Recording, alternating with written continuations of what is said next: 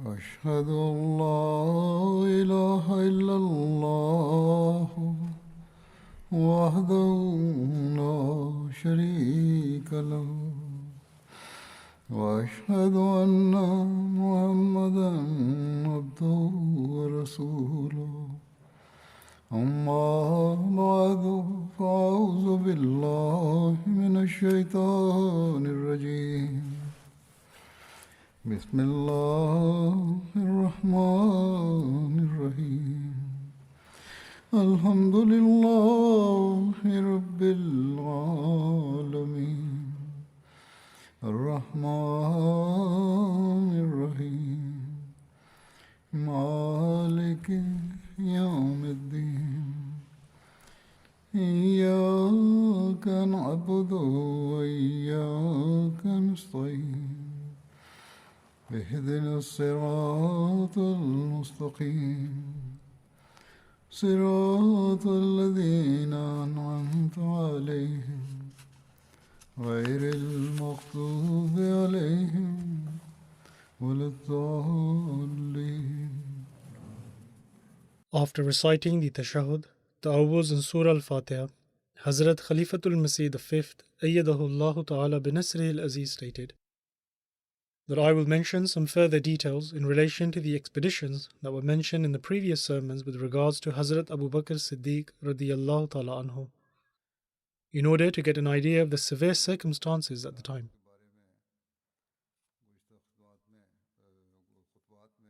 As it was mentioned previously, that a total of 11 expeditions were sent, and the details of the first expedition, which was sent in order to crush the apostates and the false claimants to prophethood, such as Tulayha bin Khuwailid, Malik bin Nuwaira, Sajah bin Haris, and Musailma Kazzab, etc., are as follows.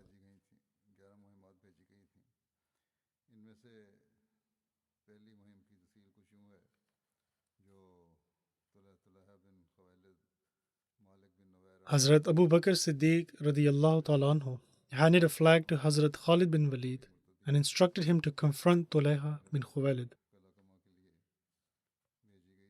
And he instructed that thereafter he should head towards Buta, and if Malik bin Nuwaira insisted on fighting, then Hazrat Khalid bin Walid should fight him as well.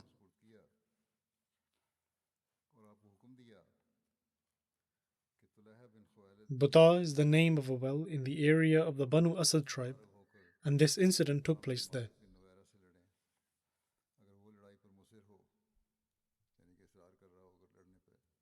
According to another narration, it is mentioned that Hazrat Abu Bakr radiyallahu ta'ala anhu appointed Hazrat Sabit bin Qais as the leader of the Ansar and then placed him under the leadership of Hazrat Khalid bin Walid. Hazrat Khalid was instructed to confront Tulayha and Uyayna bin Hisn, who had set up their camps at Buzakha, which was a well belonging to the Banu Asad. When Hazrat Abu Bakr radiyallahu ta'ala anhu handed the flag to Hazrat Khalid bin Walid in order to fight against the apostates, he stated that I heard the Holy Prophet, peace and blessings of Allah be upon him, say that Khalid bin Walid is an excellent servant of Allah and he is one of our brothers. He is one of the swords of Allah which he has drawn in order to fight against the disbelievers and hypocrites.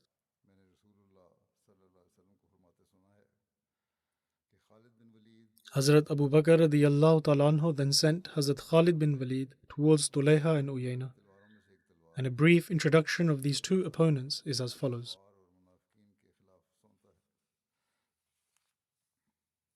Tulayha Asadi was one of the false claimants to prophethood who emerged towards the end of the blessed life of the Holy Prophet, peace and blessings of Allah be upon him.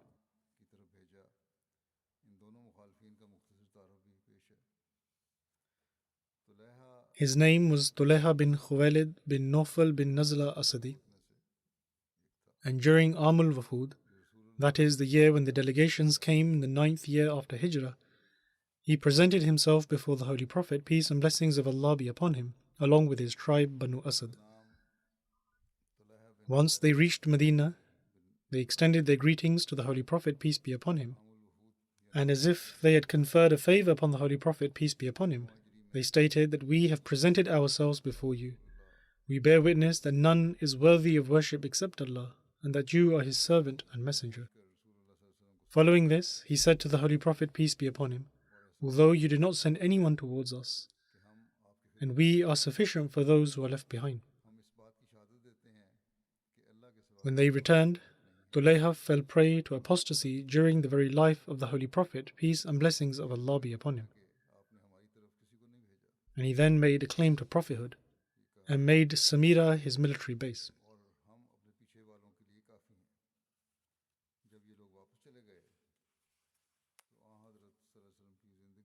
Samira was named after an individual from the people of Ad, and it is located at a distance of a day's journey when traveling from Medina towards Mecca. This area is surrounded by black mountains, and this is the reason for this place to be named as such. In any case, the general public started following him when he made this claim, and one of the reasons people were led astray was that on one occasion he was on a journey with his people and they ran out of water and people became extremely thirsty. He told his people to ride his horse Lal for a few miles and that they would find water there. And so they did as he told them to and found water.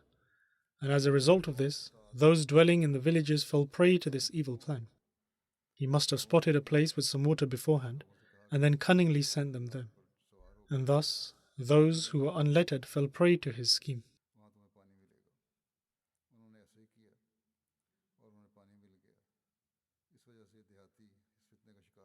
In any case, amongst the things he had fabricated was that he removed the sujood, i.e. the prostrations, from the formal prayer.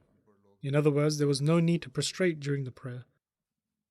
And he believed that he received revelation from heaven, and he used to present very rhythmical texts as his revelations.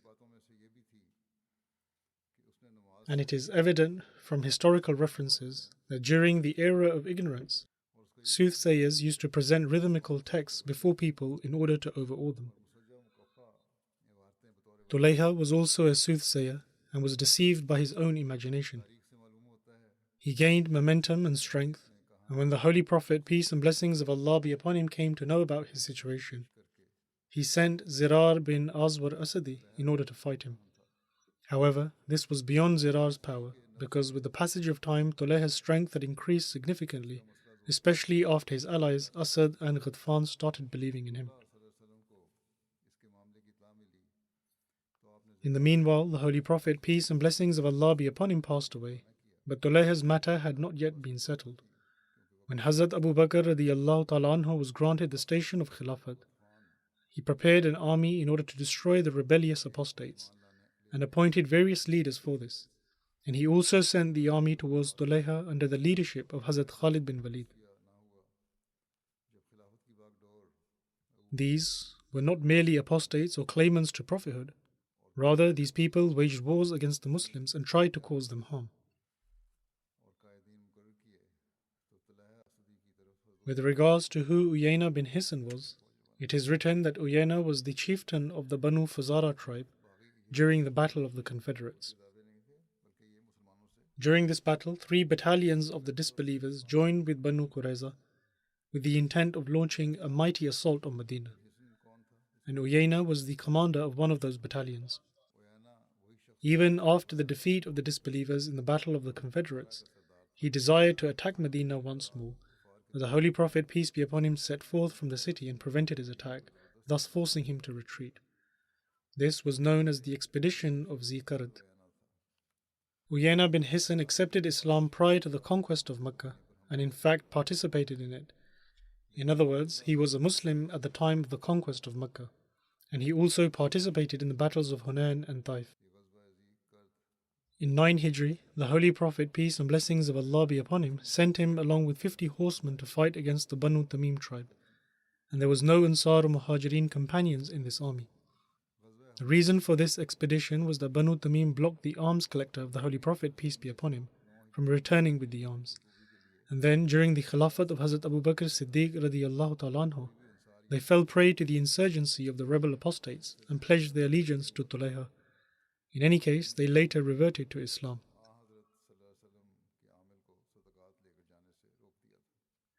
These people continued to fight against Islam in the past, but after accepting Islam, they began fighting once more. And it is written that when the tribes of Abbas and Zubiyan and their cohorts gathered at a place called Buzakha, Tulayha called for Banu Jadila and Ghos, which were two branches of the Tay tribe, telling them to come to him immediately. Some people from these tribes reached him straight away, and they urged their tribesmen to also come.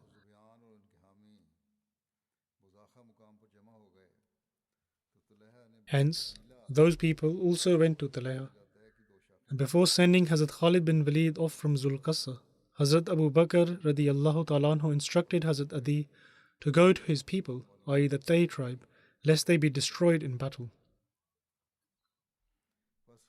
Therefore, having reached his people and stopping them at Zarba and Gharib, Hazrat Adi invited them to Islam and gave them a warning. Zarba is the name of a place in the Ghatfan area, and it is also stated that it is the name of a spring of the Banu Murrah bin Auf. As it were, Hazrat Khalid bin Walid set forth right after him, and Hazrat Abu Bakr radiyallahu ta'ala anhu ordered him that he begin his missions on the outskirts of the Tay tribe and then head towards Buzakha.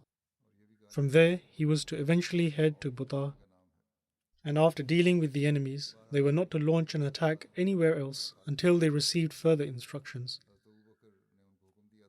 Hazrat Abu Bakr radiyallahu ta'ala anhu disclosed that he desired to set forth towards Khaybar himself, and it became known amongst the people that Hazrat Abu Bakr radiyallahu ta'ala anhu was going to make his way to Khaybar and from there head towards the Salma mountains to meet Hazrat Khalid bin Walid.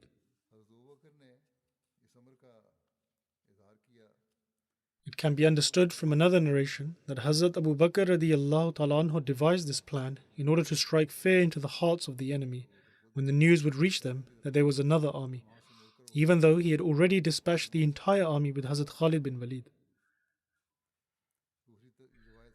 Hazrat Khalid bin Walid set forth, and from Buzakha he turned towards Ajah.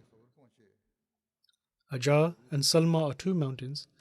Salma has been mentioned previously, and these are situated to the left side of Samira, and according to another narration, Ajah is a mountain of Banu Tay.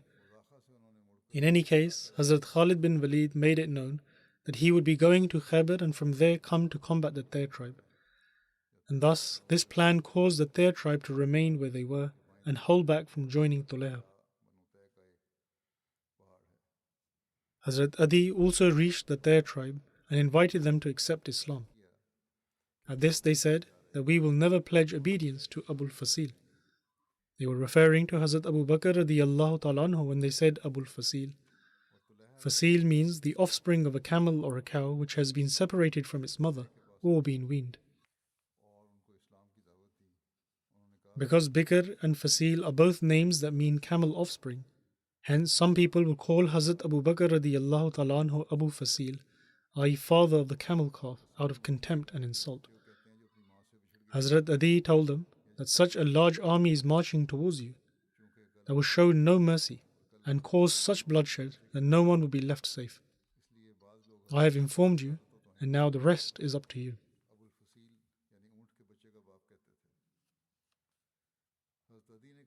And according to another narration, he also said to his tribesmen that you shall soon remember Hazrat Abu Bakr radiyallahu ta'ala anhu as Al-Fahlul Akbar. Fahl means the male of any animal. In other words, you may now mock and jeer him by calling him the young calf of a camel. But soon you shall have no choice but to call him a powerful male camel.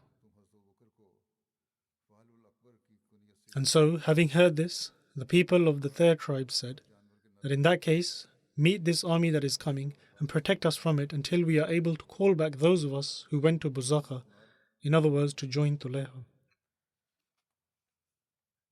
They stated that we fear that if we go against Tulayha while they are in his hands, he will kill them all, or he will take them hostage.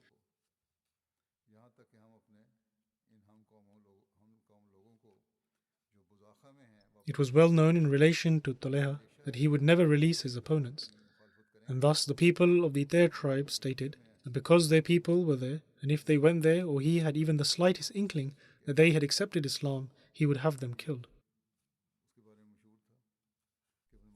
Hazrat Adi met Hazrat Khalid bin Walid while he was in Sunnah. Sunnah is the name of a place in the surrounding areas of Medina. And Hazrat Adi said that, O Khalid, give me 3 days, and 500 soldiers shall gather with you, with whom you may strike your enemy. And that is better than that you should hasten them to the hellfire. In other words, the people of the Tair tribe will join you and you can confront them together. Upon this, Hazrat Khalid bin Walid accepted this, and Hazrat Adi returned to his people. But before this, they had already sent people to bring back their tribesmen who had gone to Buzakha. These people sent word to their people within the army of Tulayha that they should return immediately, as the Muslims had intended to attack the Banu Tay tribe before confronting the army of Tulayha. Therefore, they should return and prevent this attack. This was the plan that they had devised, and thus they returned to their people as reinforcements. Had this not transpired, Tulayha and his cohorts would not have spared any of their lives. Hazrat Adi then returned to Hazrat Khalid bin Walid and informed him of his tribe having reverted to Islam. One author has written that it was one of the greatest achievements of Hazrat Adi that he invited his people to join the Muslim army. The people of Banu Tay joining the army of Hazrat Khalid bin Walid was the first loss of Tulayha, for Banu Tay was counted as one of the strongest tribes of the Arab lands. Other tribes had regard for them and feared them for their strength and might, and they had honor and authority in their area, and neighboring tribes were always keen to remain their allies.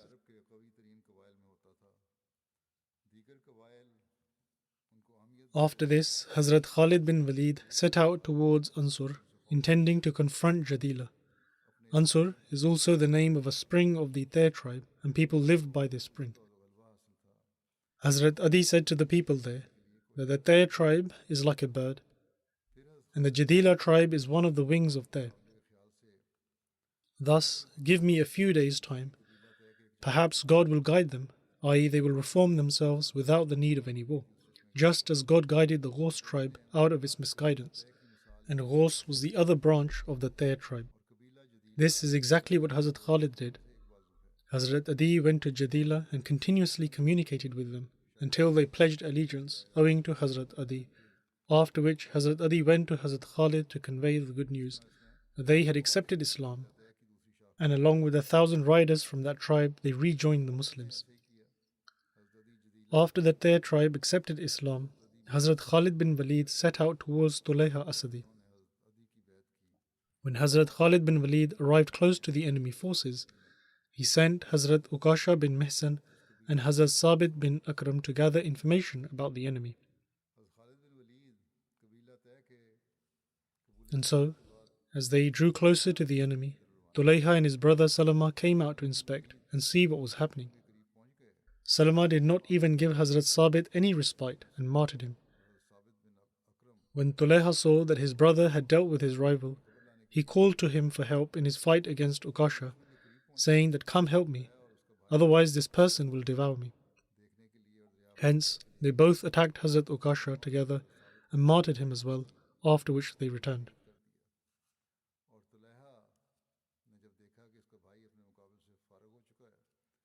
In another narration, it is stated that when Hazrat Khalid sent Hazrat Ukasha and Hazrat Sabit Ansari to gather information about the enemy, they came across Tulayha's brother Hibal and they both killed him.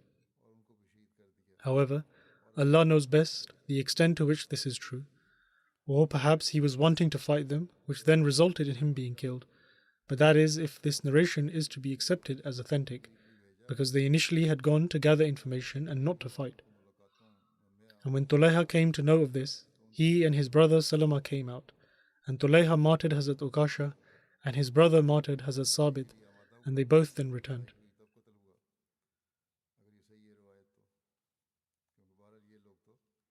Hazrat Khalid advanced with his army, and they reached the place where Hazrat Sabit lay martyred. However, none of the Muslims knew what had happened. Suddenly, someone's mount stepped on him, which drew their attention, and his martyrdom greatly pained the Muslims.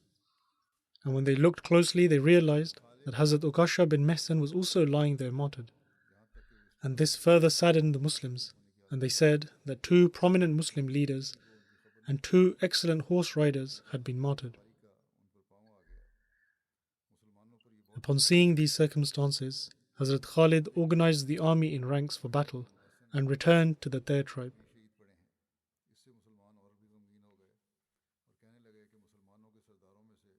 There is another narration in which Hazrat Adi bin Hatim says that I sent a message to Hazrat Khalid bin Walid saying that he should come and stay with me for a few days. And I would send men to all the tribes of Tair and would gather a much larger army than the Muslims who were currently accompanying him at the time. And then I myself would accompany him to fight against the enemy. And thus he came towards me.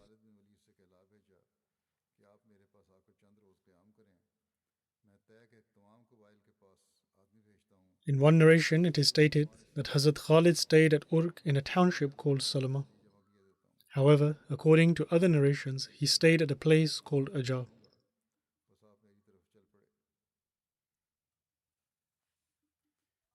It was here that Hazrat Khalid prepared his army to fight against Tulayha, and both sides met at Buzaka.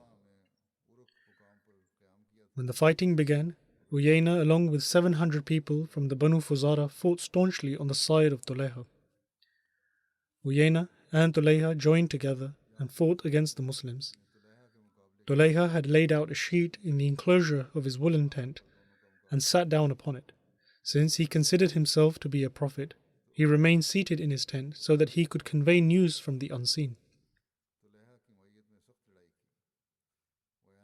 He told the people to go and fight, and that he would remain there to tell them what the outcome would be while they were engaged in fighting. When Uyayna faced difficulty in the battle and suffered great losses, he went to Tulayha and asked that has Jibreel visited you yet or not? For we are being defeated in battle, yet you said that you receive revelations and that Jibreel will tell you what was going to happen. Yet nothing has come of this, and Jibreel has not yet come. Tulayha replied saying that Jibreel had not come, and so Uyayna returned to the battle. Then when the intensity of the battle caused him to worry, he went back to Tulayha, asking that may misfortune befall you. Has Jibreel still not come to you? He replied saying that by Allah he had not. Uyayna asked, in the name of God, when will he come? We are soon going to be ruined. He then returned to the battle and began fighting again. Then when he suffered another setback, he returned to Tulayha yet again and asked that has Jibreel still not come to you? Tulayha said, yes, he has come. Uyayna asked that what did Jibreel say?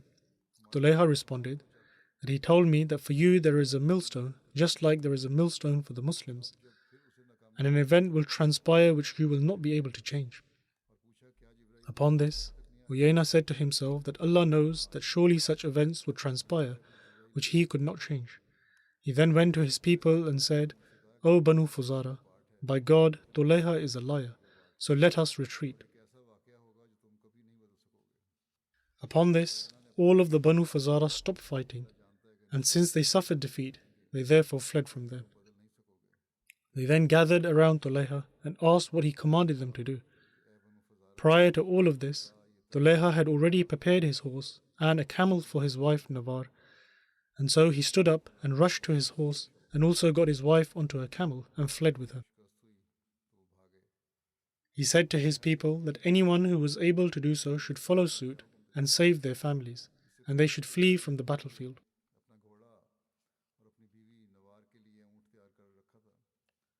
Tulayha then set off towards Hoshia and eventually reached Syria. His community became dispersed, and Allah caused many of them to die. And according to one narration, after fleeing from the battlefield, Tulayha went and lived with the Banu Qalb in Nakka, and there he accepted Islam. Nakka is the name of a place in the environs of Taif near Mecca. It is also said that he lived among the Banu Qalb until the demise of Hazrat Abu Bakr radiyallahu ta'ala anhu.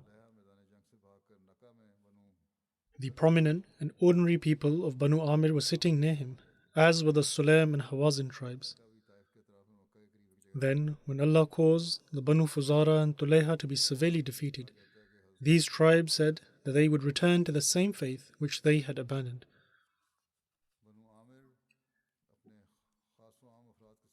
And thus, they entered into Islam on their own, saying that they believed in Allah and His Messenger, peace and blessings of Allah be upon him, and would accept any decision made by Allah and His Messenger with regards to their lives and their wealth.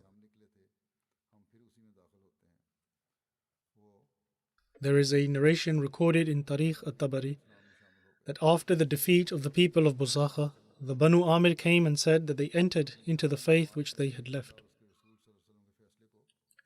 Hazrat Khalid only accepted their bai'at, i.e. from the Asad, Ghatfan and their tribes, on the same conditions stipulated for the people of Buzakha.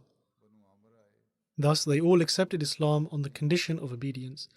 The words of this bai'at were, "An oath is taken from you for the sake of Allah that you will certainly believe in Allah the Almighty and His Messenger, peace and blessings of Allah be upon him, and you will certainly establish prayer and will certainly offer zakat, and you will make the same oath on behalf of your children and wives."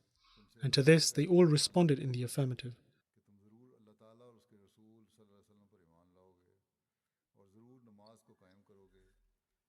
And Hazrat Khalid did not accept the pledge of allegiance, i.e. the bai'at of anyone from Asad, Ghatfan, Hawazin, Sulaim and Tay, until they handed over all those who had turned apostate and then set fire to, mutilated or attacked the Muslims.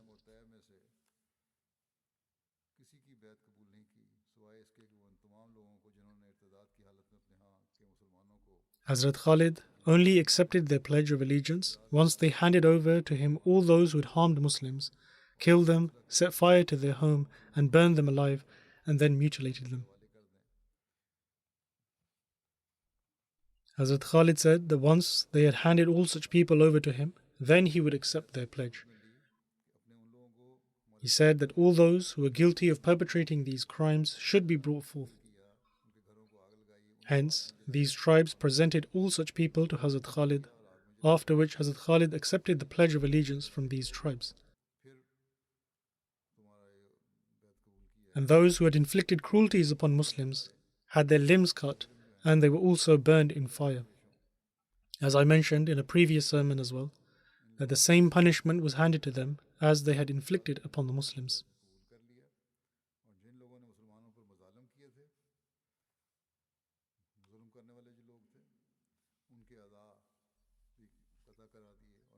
It is recorded that Hazrat Khalid sent a letter to Hazrat Abu Bakr radiyallahu ta'ala anhu. Hazrat Khalid bin Walid tied Qurra bin Huwaira and some of his associates with ropes, and then he sent him and other prisoners to Hazrat Abu Bakr radiyallahu ta'ala anhu.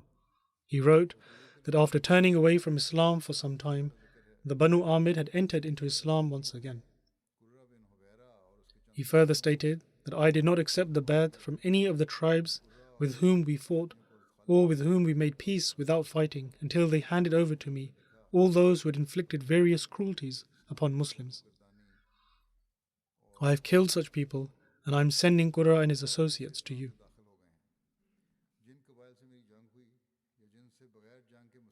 Hazrat Abu Bakr radiyallahu ta'ala anhu also wrote a letter addressed to Hazrat Khalid, and it is recorded by Nafi that Hazrat Abu Bakr responded to this letter and wrote to Hazrat Khalid that may Allah grant you the best reward for what you did and the success you achieved. Continue fearing Allah in everything you do. Verily, Allah is with those who are righteous and those who do good.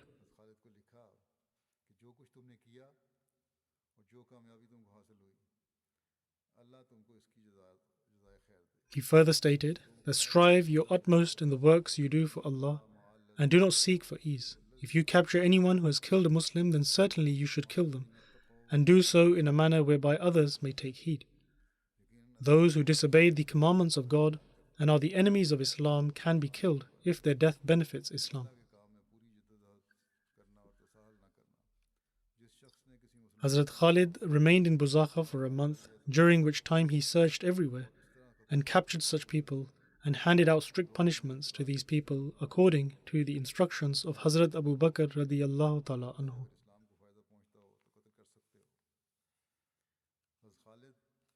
With regards to Qurra bin Huwaira and Uyayna bin Hisn being captured and sent to Medina, it is written in Tarikh at-Tabari that when Hazrat Khalid had dealt with the Banu Amir and accepted their pledge of allegiance, he imprisoned Uyayna bin Hisn and Qurra bin Huwaira and sent them to Hazrat Abu Bakr radiyallahu ta'ala anhu. When they came before Hazrat Abu Bakr, Qurra said that, O Khalifa of the Messenger, peace and blessings of Allah be upon him, I am a Muslim. Hazrat Amr bin al-As visited me on a journey and can testify that I have accepted Islam. I hosted him as my guest and acted kindly and respectfully towards him and ensured his safety. Hazrat Abu Bakr radiyallahu ta'ala anhu called Hazrat Amr bin al-As and asked him to verify his account. Hazrat Amr narrated the entire account and mentioned everything that Qurra had stated. When Hazrat Amr was about to mention his comments with regards to paying the zakat, Qurra said that please stop, do not say any more. Upon this, Hazrat Amr said that may Allah have mercy. For this cannot be the case, and I will tell Hazrat Abu Bakr radiyallahu ta'ala anhu the whole matter. And so he narrated the entire account. With regards to zakat, Qurra had said that if they removed the demand for zakat, then the Arabs would listen to them. In other words, for them not to take zakat. Upon this, Hazrat Amr replied that it seems as though you have turned to disbelief already. To which Qurra responded, that then set a designated time for collecting the zakat, and we will confer together whether or not we wish to pay the zakat. However, Hazrat Abu Bakr radiyallahu ta'ala anhu still forgave him. Despite listening to his response, Hazrat Abu Bakr radiyallahu ta'ala anhu forgave him and spared his life. Uyayna bin Hisn came to Medina, whereby his hands were tied with ropes around his neck, and the youths of Medina would poke him with date palm branches and say that, O enemy of Allah, did you turn to disbelief after having believed? To this he replied that by God, until this day I had never believed in God.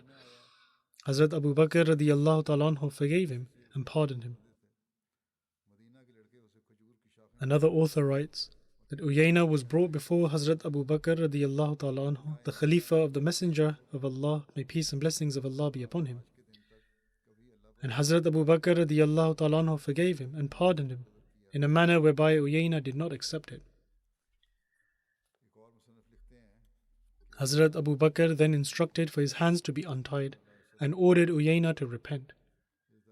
Uyayna announced openly that he repented sincerely, and by admitting his mistakes he apologized, and he accepted Islam and remained steadfast upon it.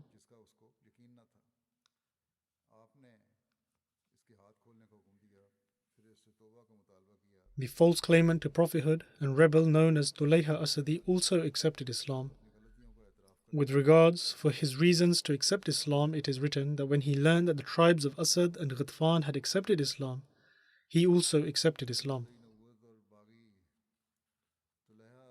Then, during Hazrat Abu Bakr radiyallahu ta'ala anhu's Khilafat, he went to Makkah to perform Umrah. And when he passed by Medina, Hazrat Abu Bakr radiyallahu ta'ala anhu was told that Tulayha was passing by. Hazrat Abu Bakr said, what can I do? Leave him alone. Undoubtedly, Allah the Almighty has guided him towards Islam. Tulayha went to Makkah to perform Umrah, and during the Khilafat of Hazrat Umar radiyallahu ta'ala anhu, he pledged allegiance to Hazrat Umar. And when he came to pledge allegiance, Hazrat Umar radiyallahu ta'ala anhu said to him that you are the killer of Ukasha and Sabit. By God, I will never warm up to you. Upon this, Tulayha responded that, O leader of the faithful, why do you worry for those two individuals whom Allah the Almighty bestowed honor through my hands? In other words, they attained martyrdom. And He did not let me be disgraced by them. In other words, He was not humiliated and killed by them in the skirmish, thereby condemning him to hell. He then stated, and today I am attaining the blessings of Allah owing to have accepted Islam. Hazrat Umar radiyallahu ta'ala anhu accepted his pledge of allegiance and said, listen here, O you deceitful one, do you still practice soothsaying? He replied that I only practice some elements of it occasionally. He then went towards the houses of his tribe and remained there.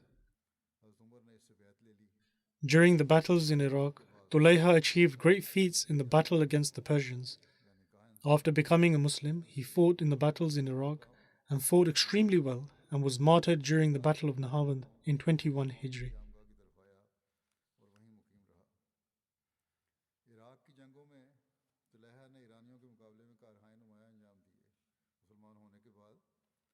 Then, with regards to Hazrat Khalid bin Walid's expedition towards Zafar and Ziml, Salma bint Qirfa. Ziml's name was Salma bint Malik bin Huzaifa and bore resemblance to her mother, Qirfa bint Rabi'a, with regards to her honor and popularity. She also possessed the camel of Qirfa. Qirfa's name was Fatima bint Rabi'a, and she was the leader of the Banu Fuzara. For her courage and her security arrangements, she became a proverbial expression. 50 swords would always be hanging in her home, and 50 men equipped with swords would always be present, and all of them were either her sons or grandsons. One of her sons' name was Qirfa, and hence she was known by the title of Qirfa. However, her actual name was Fatima bint Rabi'a. Her house was situated beside the valley of Qura, which was at a distance of 7 nights' travel from Medina. A military expedition was sent towards Qirfa in 6 Hijri. One of the reasons to subdue her was because she had conspired to attack Medina and the Holy Prophet, peace and blessings of Allah be upon him. In relation to this, an author has written that on one occasion she prepared an army of 30 consisting of her sons and grandsons and told them to go and attack Medina and kill the Holy Prophet, peace be upon him. Hence, the Muslims sought revenge against this woman who sought to instigate evil. Another reason for this expedition was that Hazrat Zayd bin Haris travelled towards Syria and was also taking the trade goods belonging to the other companions. When he reached the valley of Qura, many men from the Banu Badr, which was a branch of the Banu Fuzara, came out, and they severely beat Zayd and his companions and took away the belongings. And so upon returning, they informed the Holy Prophet, peace and blessings of Allah be upon him, and the Holy Prophet, peace be upon him, sent an army to punish them. The incident regarding Qirfa's daughter, Ziml Salma, is that when some of the people from Ghatfan, Tay, Sulaim and Hawazin, who suffered defeat at the hands of Hazrat Khalid bin Walid in Buzakha and then fled to Ziml Salma bint Malik, they took an oath that they would be willing to sacrifice their lives whilst fighting against the Muslims, and they would not retreat. Those who had suffered defeat from amongst the Ghatfan all gathered at Zafar.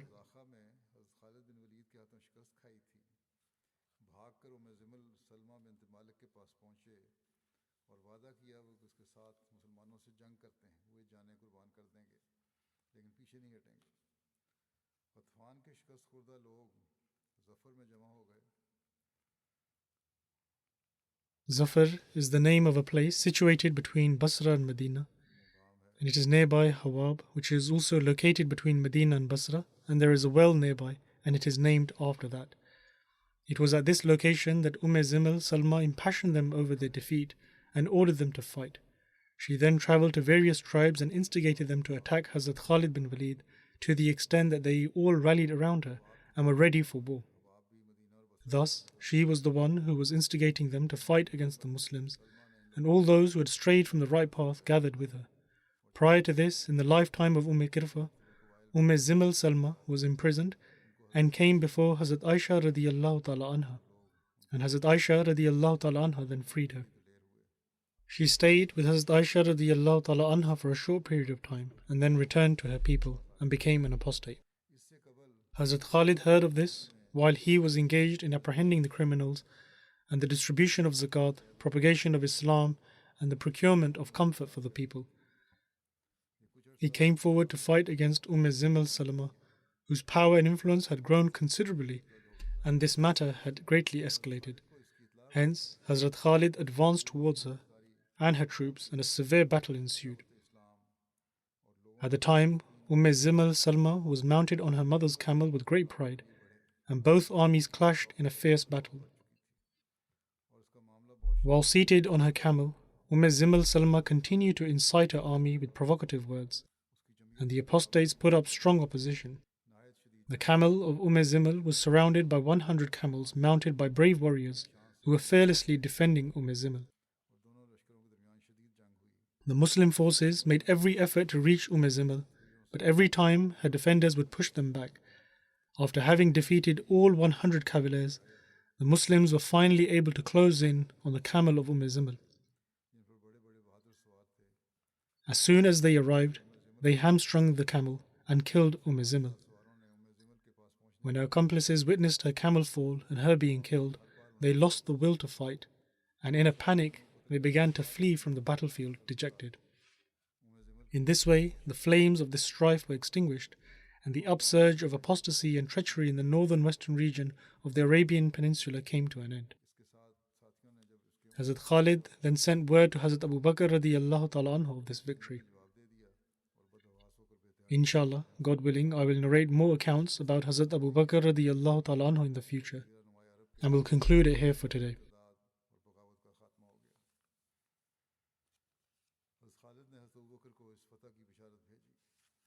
At this time, I wish to mention about 2 deceased members, and will also lead the funeral prayers in absentia after the Friday prayers.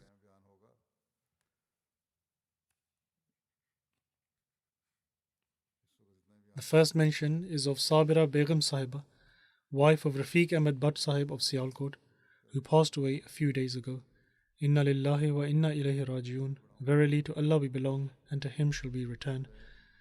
By the grace of Allah the Almighty, she was a Musia, and her son has written about her that she was regular in her prayers and in offering tahajjud. She was devoted, hospitable, and would look after the poor, and was a pious woman. She had a deep bond of love and devotion with Khilafat. She would regularly listen to the sermons with great attention. She held great regard for life devotees of the Jamaat.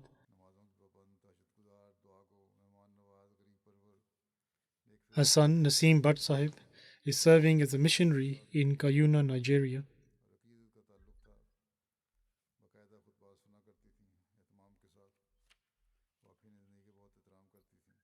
And due to being in the field of service, he was unable to attend the funeral prayers and burial of his mother, and for this reason I am leading her funeral prayers. Her whole family, including her husband, sons, and grandchildren, are very active in their services to the Jamaat.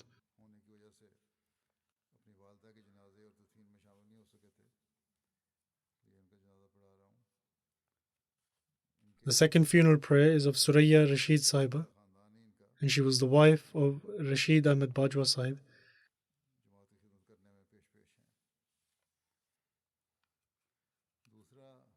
She passed away on 20th April in Canada. Inna lillahi wa inna ilayhi rajiun. Verily to Allah we belong, and to Him shall we return.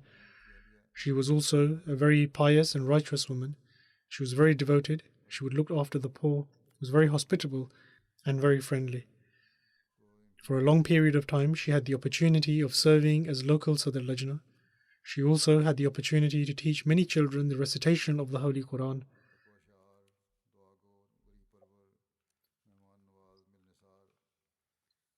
And then, for the sake of her children's education and upbringing, she sold everything she had and built a house in Rabwa. Perhaps she did not construct a house, but she relocated to Rabwa. She was a Musia, and her son, Safir Bajwa Sahib, is also a missionary serving in Rabwa.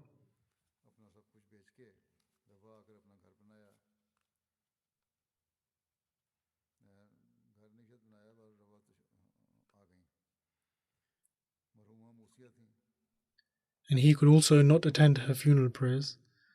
One of her daughters is also married to a missionary.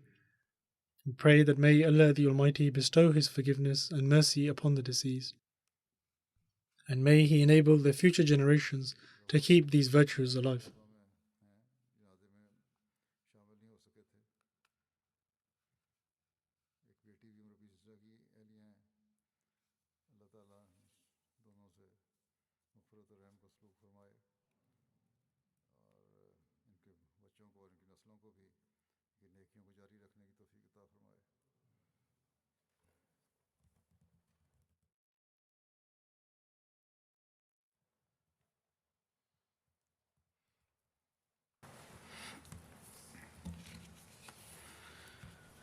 الحمد لله